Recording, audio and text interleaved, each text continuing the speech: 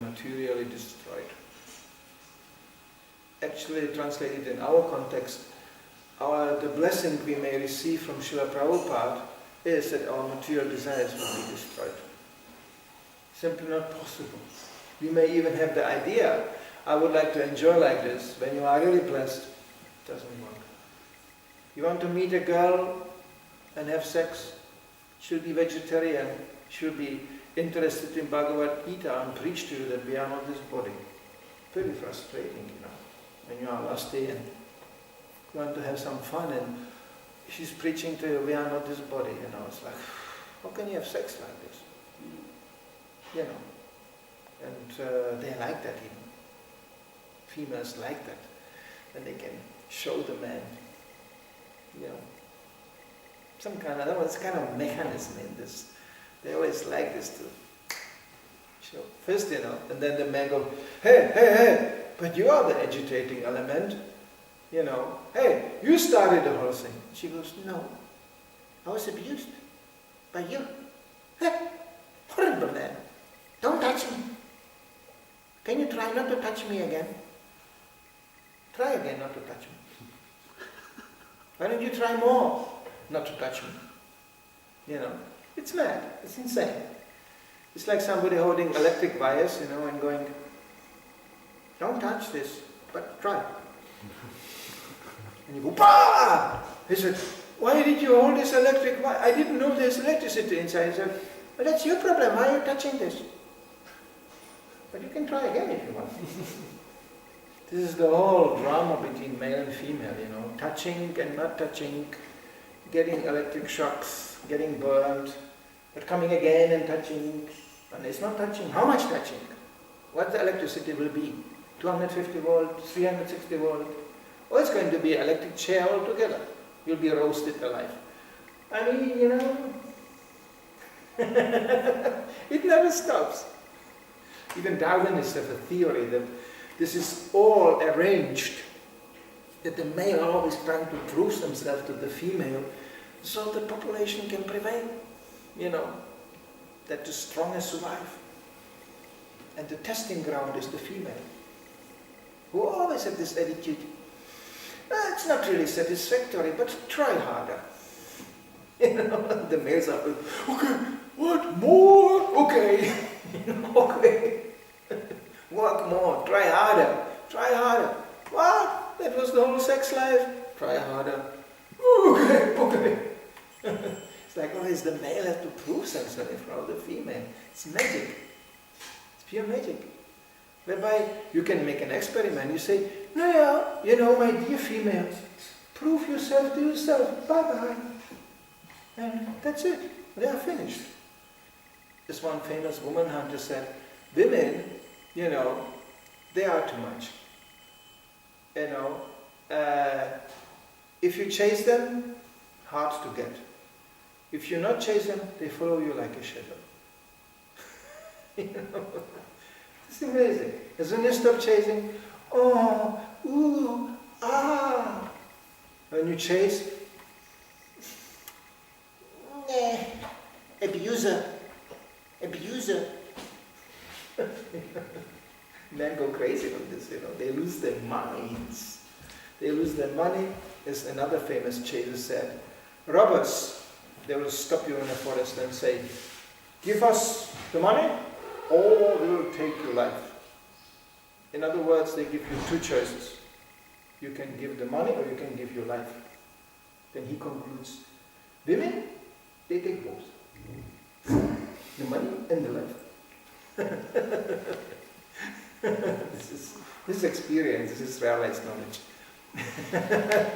But it's bitter again. No, this is just how material nature works. That's all. We should not even complain about it. That's how it's going to be. The question is only to which degree. So demons, as we later on see in Bhagavatam demonstrated by Mohini Murti personally, they are completely enchanted and fooled exactly on this point. Hiranyakashipu was dangerous because he was actually very austere. You don't find here Miss Hiranyakashipu dominating too much. His real fun was to get the whole package, the whole universe and everything. To have the demigods bowing down, that was the real thing. Because of there was so much austerity. But these woman hunting demons, well, that's the small demons, One lady, finished. All austerity is gone, finished. That's usually how Krishna takes care of demons. Just one female and they just finished. Whole kingdoms were ruined because of that. So this is the history of mankind. So as a devotee we are in a very luxurious position. We may temporarily, you can say we are not worshipping the demons, but we have to cooperate with them. Yeah? We are not in position right now to stand up and say, you know what, my dear Danish government, forget it. We are not going to pay any mortgage. We are Hare Krishnas. According to the Shastra, you should pay us. We should not pay you. That's the Shastra thing, yes. I cannot do that. We are not in a position. So we are already paying our price by living under the dictate of demons. We may not go publicly and worship them and praise them. It's not needed. Even some devotees really attempt to do this. It's pathetic. Even without any need, they feel like we have to prove themselves to the demons. This is now the real mood, The struggle, how you get the mercy of the demon. Don't think we are two devotees. No. Srila Prabhupada told me is certain places in ISKCON you can enter, they go, you can have a tilaki. Nice boys. It has an even official name. Anyway, I'm not going to be too controversial. It's a whole movement which teach you, in the name of devotion, and not this. The Acharya of this movement said, who said that we should have devotees? Forget the devotee. Who said we should have tilak? Forget it. Then people will like you more, because you look more like them. And then the next step, of course, they will like you because you act like them. And when they like you completely, well then, you are one of them. Hey, you want the sausage? Don't be fanatic. This is a completely the same line of thought, and it ends up very often like that. Because then you just...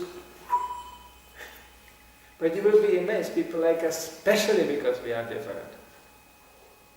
This is the charming thing on devotees. And they even, this is actually one of the reasons why even the Muslim community is getting new bhaktas. Yes, they do. For people who just want to learn how to use Kalashnikov or something like that, that's one part. But also because they feel that these people have the principles they stand for. So that's nice. People are getting tired of this wish, mush, wash. Yeah, well, he has that kind of sex life. Yeah, well, but to understand he has a needs. He has a needs. I told one guy on the street like this, my need right now is to slap you in the face. Shall I act it out or what? What do you think? I have also needs. My need is right now to slap you in the face and kick your rear end. Shall I do that? How can you speak like that? Well, that's my need, Because you just said people have their needs and they have to be satisfied. Yeah, everybody has a need. So, so my need is I like to slap people like you in the face as soon as it's I have a really urgent need. That's really brutal, that's gross. Yeah, what about his need? That's a gross and brutal in my view too, even more. So where do you stop with this need? Everybody has a need. So this is, this is once again the good old-fashioned Mahabharata. So we don't have to indulge with that. We can, be and we can stand for our Krishna consciousness fearlessly, as Srila Prabhupada did. And we will get all the blessing, all the protection, and all the facilities for that.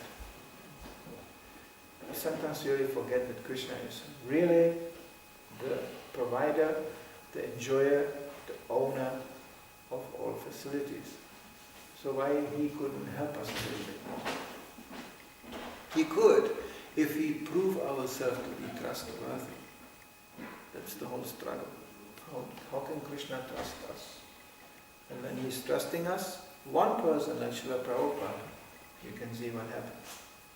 Because Prabhupada proved himself absolutely trustworthy. Some comments to this? Does he say that we should wear dhoti and chiva? Does he actually insist that we should wear dhoti and chiva? Prabhupada insisted? Depends actually on the circumstances. Like he insisted that Mukunda preaching with him in UK, traveling around, dress up as a first-class English gentleman.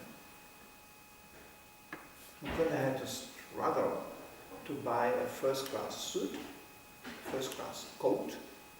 There are photos of that. You see Prabhupada, and next thing you see Mukunda. Mukunda writes in Mukunda Maharaj writes in his book, my wife liked that. She was saying, finally, you can have some nice suit, a nice coat. Women are always very supportive in this field, usually. So, Prabhupada said, we are in England. You should look like a first, this is my secretary, first class English gentleman. Depends on the circumstances. But in general, Prabhupada was very fierce on this point. He was, I think, mostly worried that along the dress and along the outlook, we will also assume the old habits again. It very often goes hand in hand. So he liked that.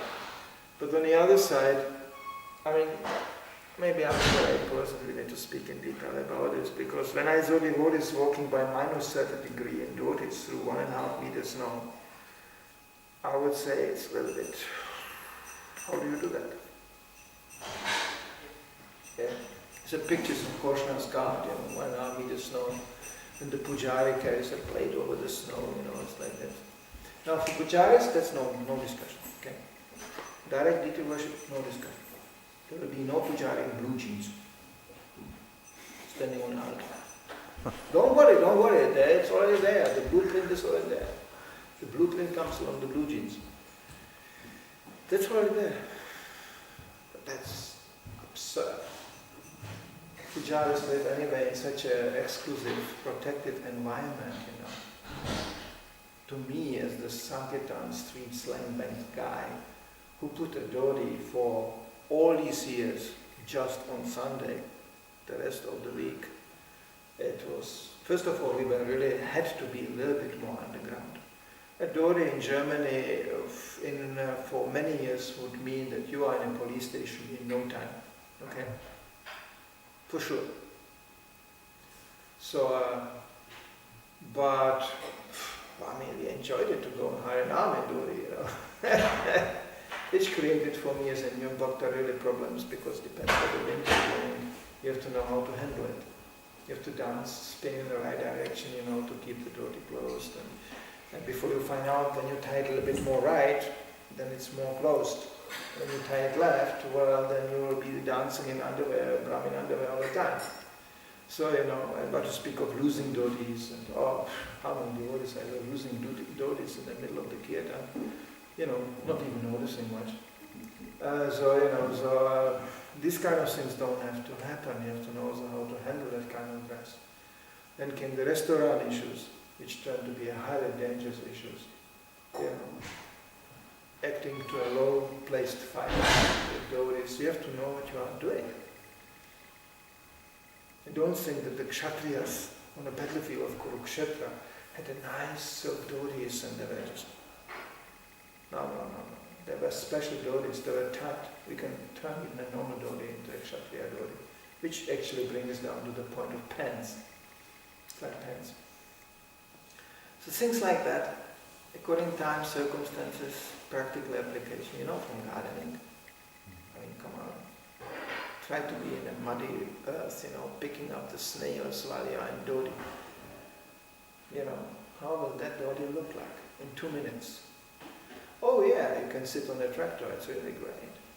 especially as a devotee sitting, there's a picture, it was always advertised, oh, our farms, and you see devotees sitting on this hay machine, with these things in the back, turning the hay, pulled by horses, this old-fashioned stuff. And the devotee is flying around, and I'm going, Krishna. Then I came to these farms, it never was like that, it was just for the photo. Because you work with these machines who have wheels, transmissions like this, with your flying devotee, well, you will end up in that sink, if you don't know what you are doing. In India, it's a luxury to walk around the devotee. It's the best air conditioning you can get. In India, in pants, you get cooked alive.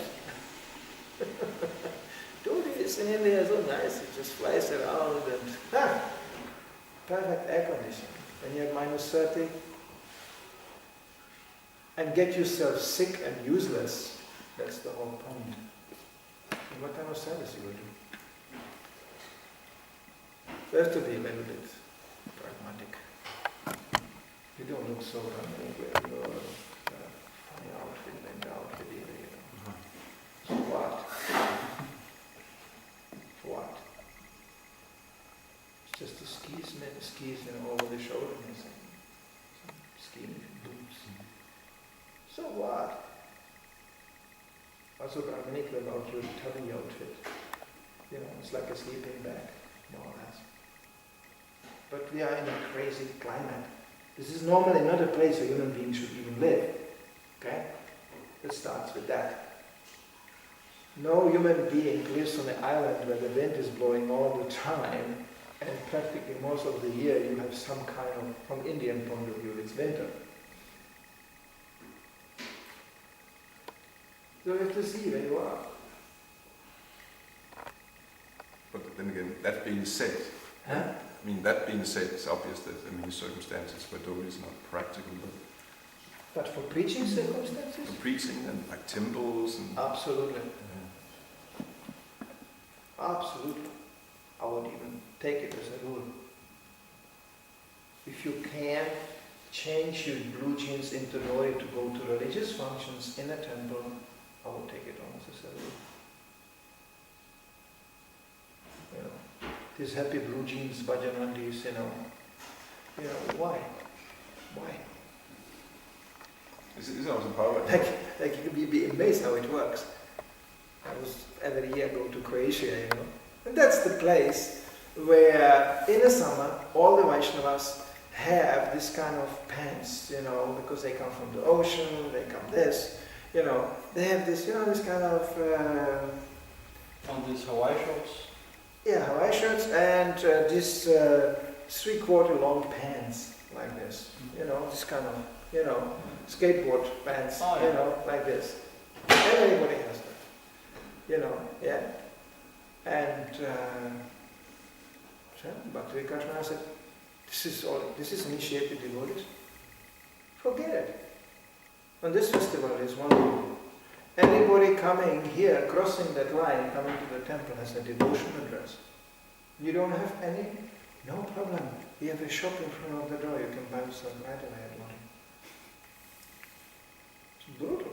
And this, initiated, yes, we know, initiated devotee. He said, what?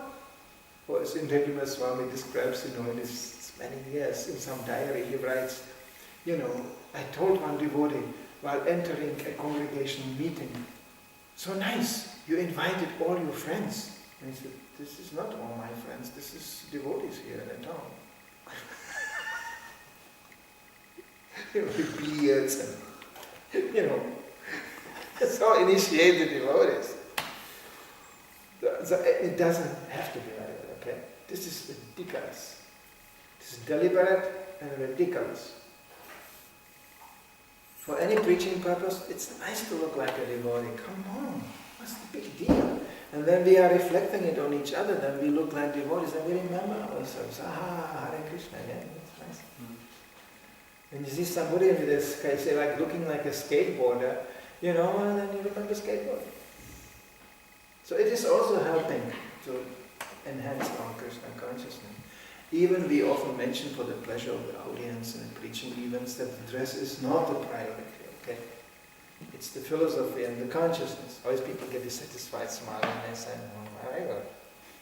But the problem is that they have no dress, no philosophy, and no philosophical understanding either. Sometimes we say just to put them at ease, don't think that you have to look like that. I even tell them sometimes, there may be plenty of idiots walking like this, The dress is not guarantee for the level of Krishna consciousness. But it's why not? And Prabhupada definitely like that. He definitely liked it. Not this.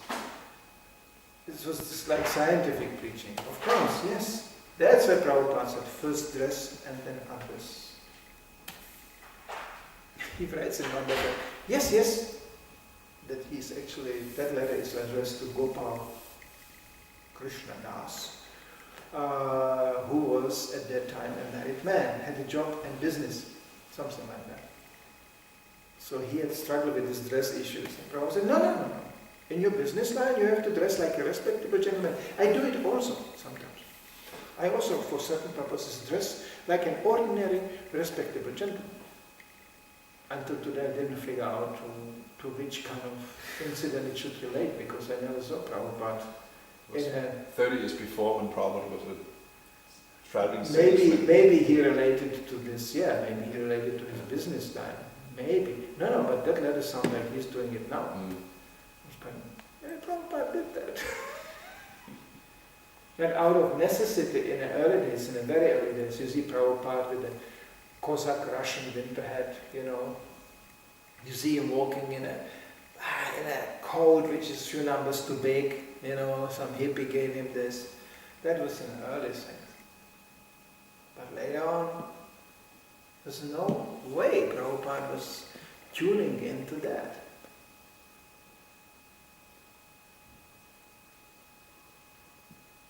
But you could say he was not exposed to construction sites. Not necessarily. He was not exposed to type of work which definitely doesn't facilitate such a dress. Depends what you are doing. The more cross and physical it gets, the more it becomes evident to you that this is not very practical dress.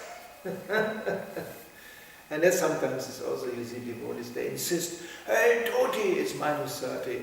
A dhoti, they climb up the ladder, they hang on roofs with these kind of things, it's just, you think, wow, and they don't know how to handle that dress.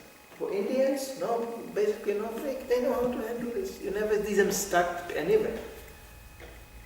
We Westerners, we have problem even to walk in a kurta, which is somewhat mysterious, because the pocket of the kurta always fits into the handle of the door.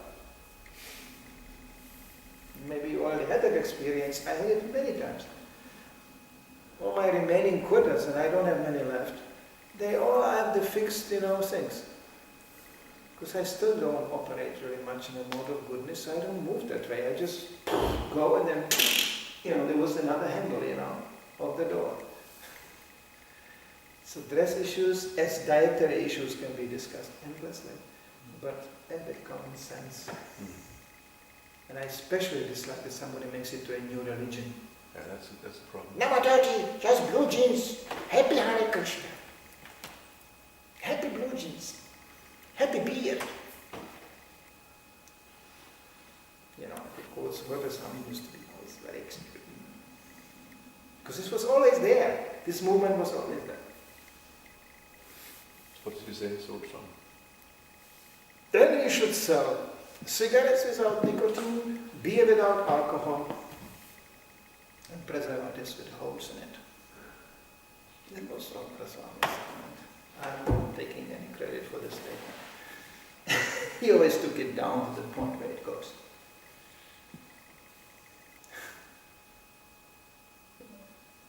What's the use to drink beer without alcohol, okay?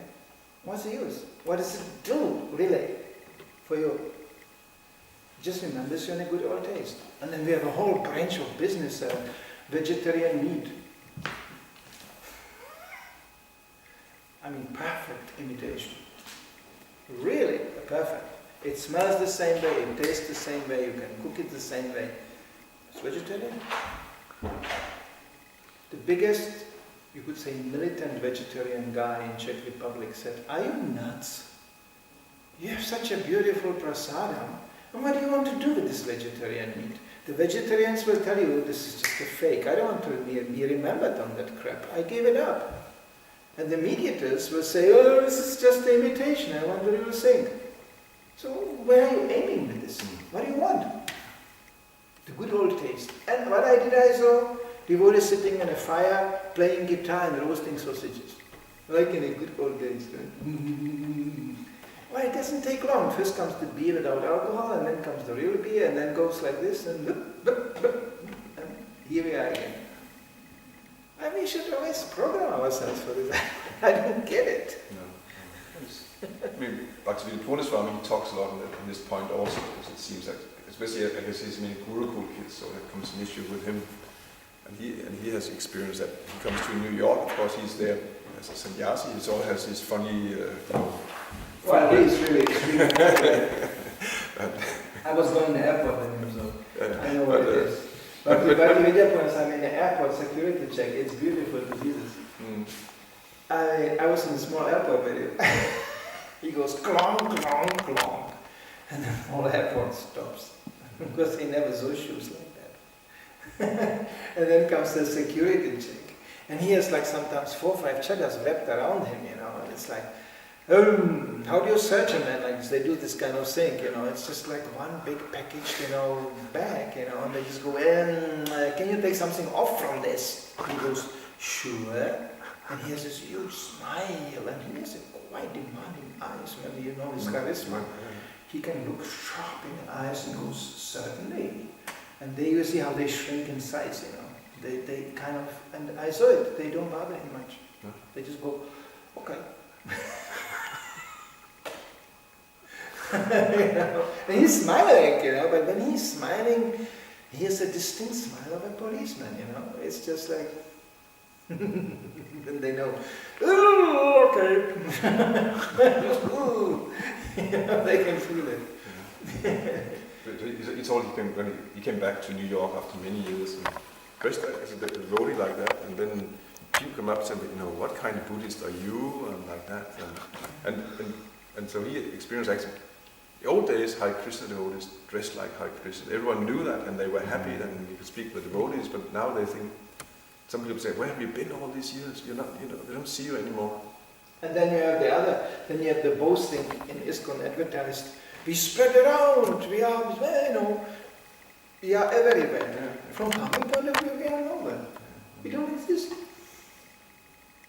It's much better to be distinct. It's just like. Why? It's kind of, it's you go like vegetarian Saturday. What's the use to sit there in blue jeans, Of course when it's -5, it's a bit tough, But that's what people want to see, Singing monks, prasadam.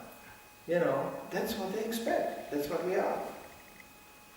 Why don't we just pack it up and wrap it up and hide it? What are we ashamed of?